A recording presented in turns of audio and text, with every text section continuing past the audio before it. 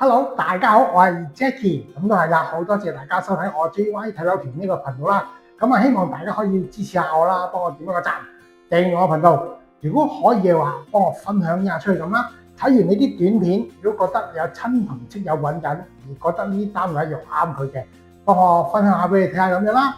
嗱，好啦，上一集我哋都係睇咗屯馬線兆康站側邊大嘅兩房間隔名賢居啦，一間租一間買賣啦。咁亦都睇咗一個蝶欣庭啦，都係一間租一間買賣，講比較細間啲啦。大嘅中意大間隔中意靚景觀有蝶欣庭啦，靚裝修嘅租盤都係啦。好啦，咁咧啱啱早嗰排咧有一個朋友仔咧就叫我揾啲300零萬嘅兩房啦。咁我就同佢睇過碼頭嗰邊啦、兆禧苑啊，同埋睇過元山莊咁好啦，今日咧我就揾咗一間我都覺得幾適合嘅。一個上車盤啦，100蚊零費咁一個成熟社區就係呢個良景村隔離嘅就係呢個新維苑啦咁呢個屋苑咧都算係一個成熟社區裏邊啦，附近嘅配套都齊嘅。咁今日我哋會睇一間咧實用面積401尺嘅兩房單位高層山景咁個單位價格係點樣？我哋而家睇睇。一入門口有少少嘢同大家講講嘅嗱。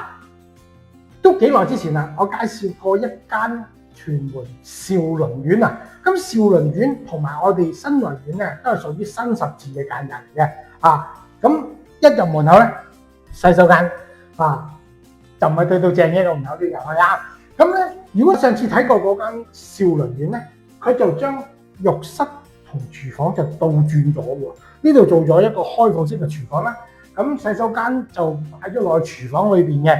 咁都係啦，裝修嘅嘢到底得唔得，都係問一問專業人士、裝修師傅嘅意見啦。入到嚟廚房咁其實新維苑咧都係比較前期嘅居屋咁所以咧通常咧喺個廚房出邊咧都係會有個露台嘅，我哋俾擺洗衣機啦，我哋洗下衫咁樣啦。但係發展到今時今日咧，好多個單位咧都將呢個露台攞埋出去用埋當係廚房嘅一個部分啦。咁你見到啦，咁所以咧個櫥櫃可以伸長少少啦，升喺嗰度。咁正常我諗大概呢個位置度咧，應該就係一個原裝嗰個騎樓位嚟嘅。咁都係如果而家嘅空間咧，雪櫃、洗衣機都可以擺晒嘅。咁其實咧，你見到呢個咧，可能舊款少少。正常而家嘅裝修咧，做翻大眼雞藏翻落去咧，咁應該係好輕鬆嘅呢啲位置。咁至於裝修啦，只可以話乾淨企理咁樣啦。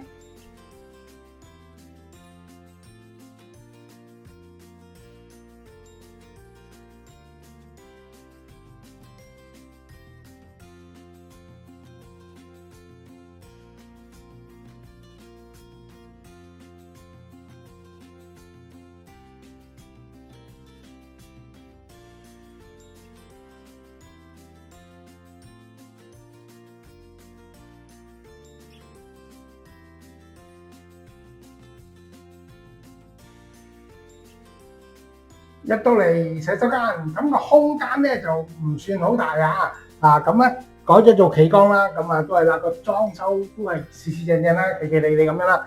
空間呢方面咧就唔夠我哋之前睇嗰啲兆康苑嗰啲咁大間坐喺呢度咧，咁開關門咧都冇乜影響嘅。但係如果你喺度洗緊面、刷緊牙嘅時候咧，就可能要小心啲啦。所以我覺得如果改咗做呢個巴士門咧，可能會比較理想啲。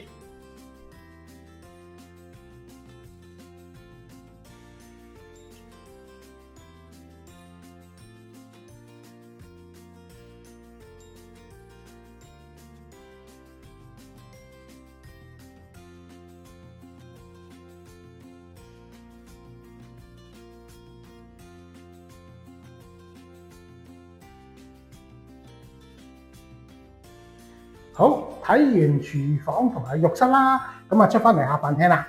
咁呢個客廳嘅闊度就2.4米，長度咧就4.4米嘅。咁而家我哋呢度見到啦，咁佢擺咗一張方形嘅餐台啦。咁正常咧，如果你可以話擺張圓形嘅餐台可以開合嗰種咧，應該4至6個人係冇問題啦。咁好啦，過翻嚟客廳呢方面啦。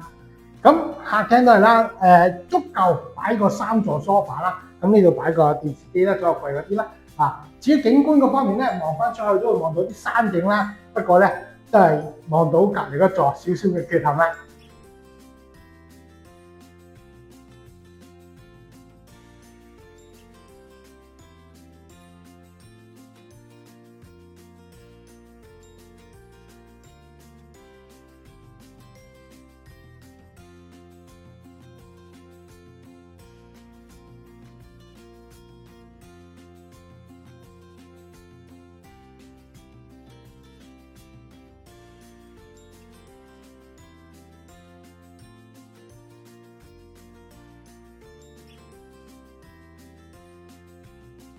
入到嚟細房，咁呢個細房嘅 size 咧就2米乘2.05米，咁見到啦，佢已經擺咗一張咧雙格嘅單人床啦，兩個小朋友 OK 啦，冇問題啦。其實都唔算小朋友，呢啲分鐘大人都 OK 嘅雙單人床啊。呢度咧都仍然有個空間足夠俾你擺個衣櫃仔啦，或者擺個書台仔都可以嘅。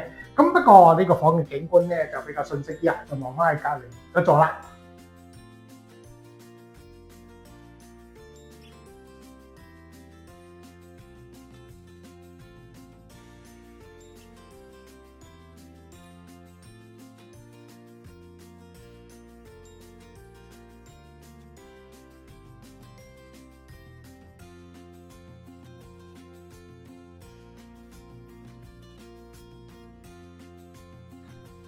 嚟到主人房啦，咁主人房嘅 size 咧就2米乘2.75米嘅，咁咧呢邊嘅空間咧應該都可以足夠咧擺一張4乘6至4尺半闊乘6尺嘅雙人床咧係冇問題啦。咁呢度可以擺翻個衣櫃咁樣啦，咁同埋啦，呢個位置佢都拉咗啲電線啊、電話線啦，咁所以咧呢度可以擺一張梳妝台或者電腦台都可以啦。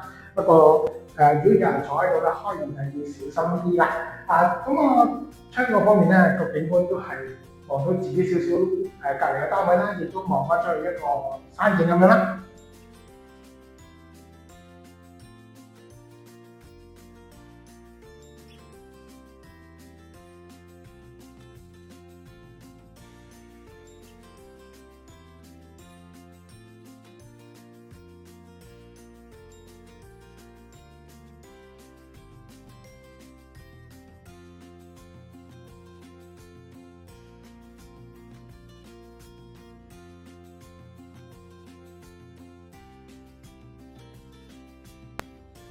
好啦，單位咧就睇到差唔多啦，咁都係時間講一講翻新圍苑嘅資料啦。咁頭先我講過，今日睇呢個單位嘅實用面積咧就401尺嘅，咁新圍苑總共係有6座嘅，咁伙數咧去到2100伙啦，咁其實都唔細喎，呢6座樓咧差唔多接近半個兆康苑咁滯咁入伙都係啦，89年同埋90年入伙嘅。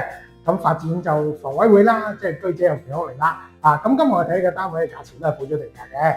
好啦，咁講完物業資料，就俾分呢個單位啦同屋苑啦。好啦，嗱，首先講一講交通。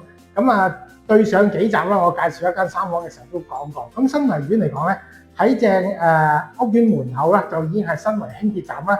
呢個站就可以去翻到去屯馬線兆康站啦。咁另外仲有好多條嘅巴士路線，因為隔離良景村咧有個巴士總站喺度嘅，咁好多巴士嘅路線咧去香港島九龍區或者去啲深圳灣去上水粉嶺嗰啲火車站嗰啲咧，都應該去得到嘅。機場呢啲都應該有車去到嘅。咁除咗我哋新圍站之外咧，咁如果有時收工翻嚟你可以去到良景站咧，嗰度係良景個街市嚟喎，個商場喎，咁買完餸先翻屋企又可以嘅。好啦，咁所以喺交通呢方面咧，咁可以俾佢3粒星啦。咁有個輕鐵啦，咁有巴士總站啦，咁巴士嘅路線都應該充足嘅。唯獨是就唔係喺啲大鐵路嘅附近啦，係咪？咁所以3粒星啦，合格啦，交通嗰方面就另外啦，講翻景觀。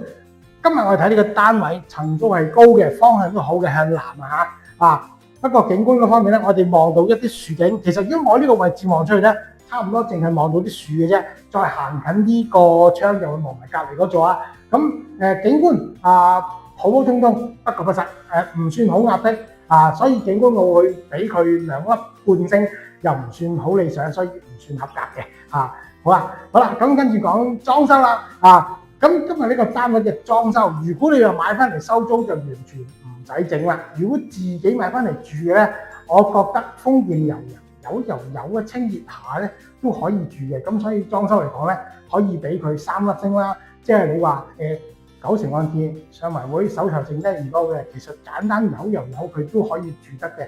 咁住佢3、5、7年啊、10年、8年啊，試再一次大裝修咯，可以。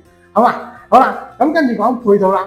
新豪苑隔離就已經係良景村一個大嘅商場啦，即係如果講商場規模，我覺得佢比起富泰村嗰個商場山頭商場更大規模，因為佢良景都分開左右兩邊個商場好大大部分嘅大型連鎖食店啊、酒樓、餐廳好多民生嘅商店啊、電器鋪啊、理髮啊、藥房啊、超市啊呢啲咧大部分都有噶啦，基本上嘅民生應付得到，同埋最緊要係一個冷氣街市。